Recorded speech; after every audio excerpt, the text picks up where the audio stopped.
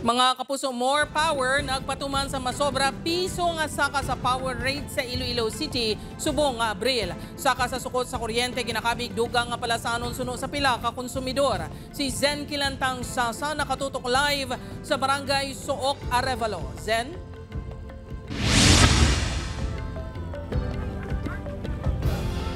Jert lauman sa mga konsumidor sang more power umpisa subong nga bulan ang pagsaka sang electric bill kasunod sang pagpatuman sang power rate adjustment. Umpisa sang April 18 nga billing cycle sa more power, ginpatuman ang panibago nga saka sa sukot sa kuryente. Halin 10 pesos and 41 centavos per kilowatt hour, mangin 12 pesos .03 per kilowatt hour na ang average residential electricity rate sa Iloilo City. Halimbawa, kung ang konsumidor ang nagagamit sang 100 kilowatts kada bulan, ang balayran sini ang magasaka sang halos 162 pesos.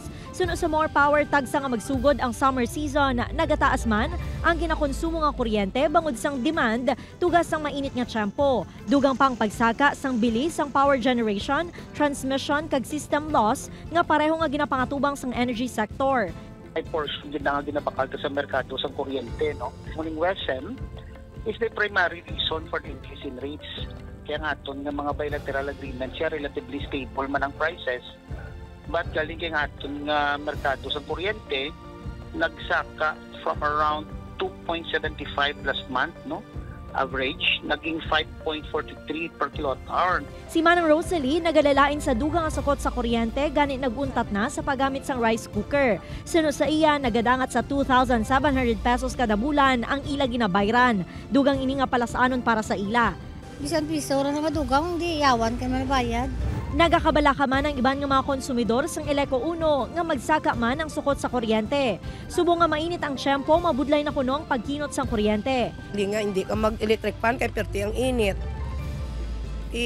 Tanan, hasta mang ang rate, gandar gid na 24 hours gid. Sa subong, ang electricity rate ng Eleco 1 yara sa 12 pesos and 92 centavos per kilowatt hour. Suno sa isa ka opisyal sang kooperatiba, posible nga mahibaluan ang pagbago sa ila rate subong nga semana.